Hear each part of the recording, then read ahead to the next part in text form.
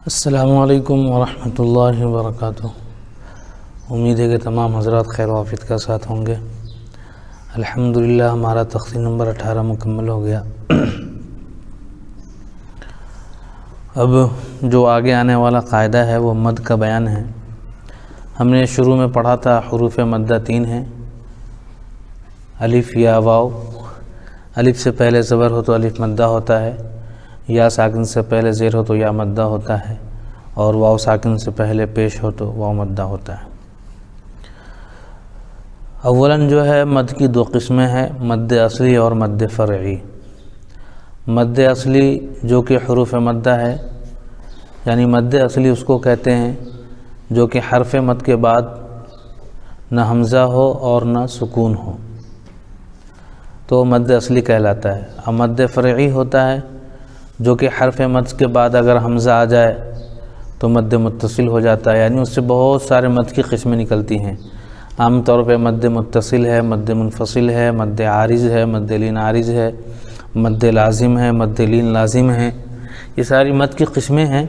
تو نورانی قاعدے میں تو 3-4 قسمیں بیان کی گئی ہے، یعنی مد متصل، مد منفصل اور مد لازم، لیکن اس میں اور بھی بہت ساری قسمیں ہیں مد کی، انشاءاللہ ہم تفصیل کے ساتھ پڑھیں گے۔ تو جو شروع میں جو مد کا قاعدہ بیان کیا گیا ہے کچھ اس طرح ہے۔ نمبر 1، حروف مدہ کے بعد۔ حروف مدہ آپ سمجھ رہے ہیں، حروف مدہ سے مراد تین حرف مد ہے، یعنی الف یا واو، یعنی الف مدہ کے بعد، یا مدہ کے بعد، واو مدہ کے بعد، اس کو حروف مد بولتے ہیں۔ تو حروف مدہ کے بعد حمزہ اسی کلمے میں ہو تو مد متصل ہوگا، یعنی مد کرنا واجب ہوگا۔ متصل کے معنی آتا ہے ملا ہوا، مطلب ایک ہی کلمے میں ہونا۔ ایک کلمہ آپ کو کیسے سمجھ میں آئے گا؟ اب اس میں کتاب میں ہم دیکھیں گے تو جو مثال دی گئی ہے مد متصل کی، جاء، سیئت، سوء، تو ہمیں اس میں یہ سمجھنا ہے کہ جو حرف مد ہے، الف سے پہلے جیم کے اوپر زبر ہے، الف سے پہلے جیم کے اوپر زبر ہونے کی وجہ سے یہ الف مدہ ہو گیا۔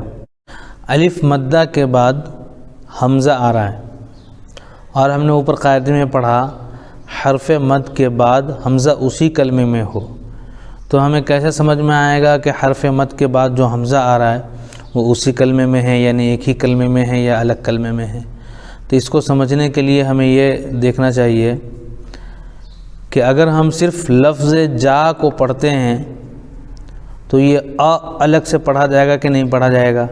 تو اگر ہم صرف جا پڑھتے ہیں تو حمزہ الگ کلمہ نہیں ہو سکتا، کلمہ ہوتا ہے 1 2 3 حرف سے مل کر کے، اور یہ حمزہ صرف اکیلا پایا جا رہا ہے، تو پتہ یہ چلا کہ جا پورا یہ ایک کلمہ ہے، تو حرف مد کے بعد حمزہ اسی کلمے میں آیا، اس لیے مد متصل ہوا۔ اور مد متصل کی جو مقدار ہے کم سے کم 3 الف کھینچ کر پڑھنا ہے، جیسے مثال کے طور پہ جا، یہ 3 الف ہو گیا، اس کی مقدار 5 سے 3 الف، یعنی 5 الف بھی کھینچ سکتے، لیکن 3 الف تو ضروری ہے۔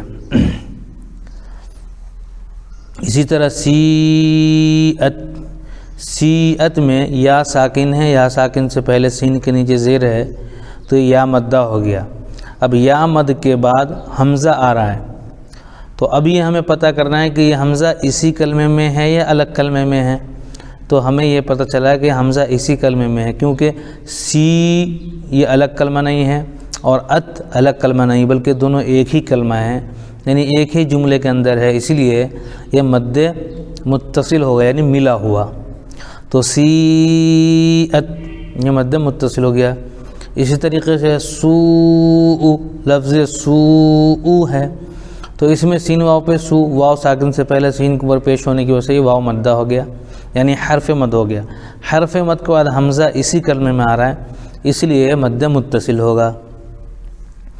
تو تختی نمبر 19 کا پہلا قاعدہ ہے حرف مد کے بعد، یعنی حروف مدہ کے بعد حمزہ اسی کلمے میں ہو تو مد متصل مد واجب بمعنی اہم ہوگا، یعنی اس کو کھینچنا ہی کھینچنا ہے، کم سے کم 3 الف 2.5 الف اتنا تو کھینچنا ہے۔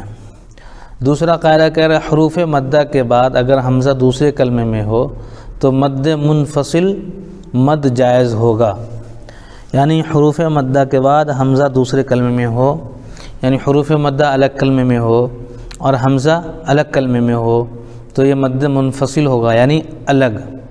منفصل کے معنی آتا ہے الگ اور متصل کے معنی آتا ہے ملا ہوا۔ تو اگر متصل ہے تو مد متصل ہوگا یعنی مد واجب ہوگا، اور منفصل ہے یعنی الگ ہے تو یہاں پہ مد کریں یا نہ کریں دونوں اختیار ہے۔ جو دوسری مثال میں لکھا ہوا ہے فی امرینا، یہ فی الگ کلمہ ہے اور امرینا الگ کلمہ ہے، تو فی جو ہے حرف مد ہے یعنی یا مدہ ہے، یا مد کے بعد حمزہ دوسرے کلمے میں پایا جا رہا ہے، کیونکہ فی الگ کلمہ ہے اور امرینا الگ کلمہ ہے، اس لیے یہ مد منفصل ہوگا یعنی مد جائز ہوگا، چاہے تو کریں نہ چاہے تو نہ کریں۔ اسی طریقے سے لا اقسم، یہاں پہ بھی جو ہے لا الگ کلمہ ہے اور اقسم الگ کلمہ ہے، تو یعنی حرف مد کے بعد لا جو ہے نا الف سے پہلے لام کے اوپر زبر ہونے کی وجہ سے لا الف مدہ ہو گیا۔ الف مدہ کے بعد حمزہ تو پایا جا رہا ہے لیکن وہ حمزہ دوسرے کلمے میں پایا جا رہا ہے، اس لیے یہاں پر مد منفصل یعنی مد جائز ہوگا۔ تیسرا ہے قالو انا، تو قالو یہ الگ کلمہ ہے اور انا الگ کلمہ ہے، تو لام واو پیش لو جو ہے واو ساکن سے پہلے لام کو پیش ہونے کی وجہ سے واو مدہ ہو گیا۔ واو مد کے بعد حمزہ جو آ رہا ہے وہ دوسرے کلمے میں آ رہا ہے، اس لیے کیا ہوگا یہ مد منفصل مد جائز ہوگا، آپ چاہیں تو کر سکتے ہیں چاہیں تو نہیں کر سکتے۔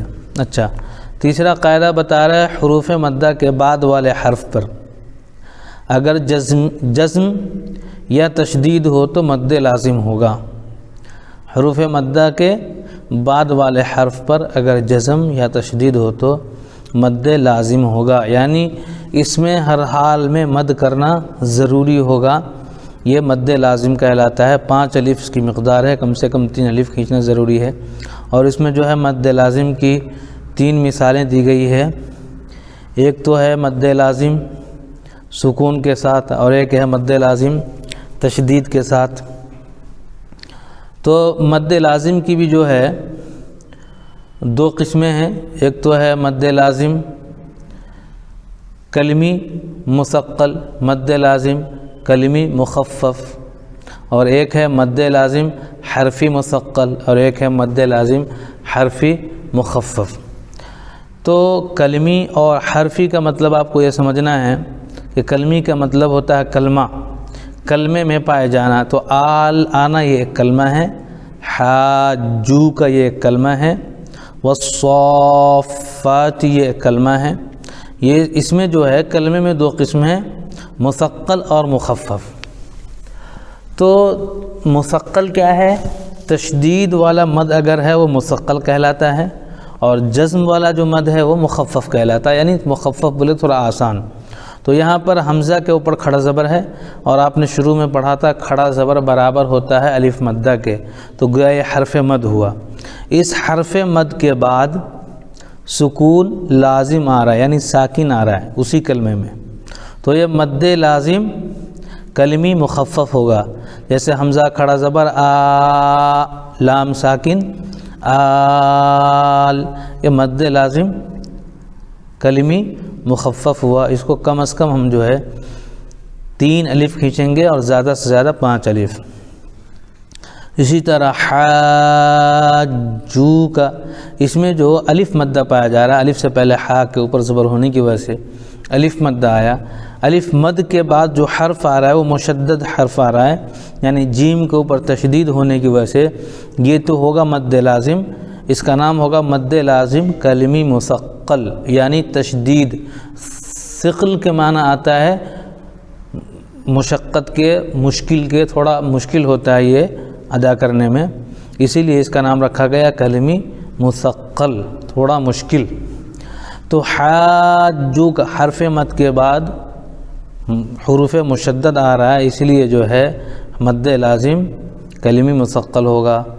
اس طریقے سے والصافات، یہاں پہ ہم دیکھ رہے ہیں تو صاد کے اوپر کھڑا زبر ہے اور کھڑا زبر الف مدہ کے برابر ہوتا ہے. تو الف مدہ یعنی حرف مد کے بعد کیا آ رہا ہے؟ مشدد حروف اسی کلمے میں پایا جا رہا ہے، اسی لیے یہاں پر مد لازم کلمی مثقل ہوگا. ٹھیک ہے، تو یہاں پہ جو ہے 3 قاعدے پڑھائے گئے ہیں، مد متصل، مد منفصل اور مد لازم. انشاءاللہ اور بھی اس کے قاعدے ہیں، ابھی ہم اس کا کیا کریں گے؟ ہجے کریں گے. لیکن سب سے پہلے ہمیں اس کا قاعدہ یاد رکھنا پڑے گا. حروف مدہ کے بعد حمزہ ایک ہی کلمے میں ہو تو مد متصل ہوگا یعنی واجب ہوگا. حروف مدہ کے بعد اگر حمزہ دوسرے کلمے میں ہو تو مد منفصل یعنی مد واجب ہوگا.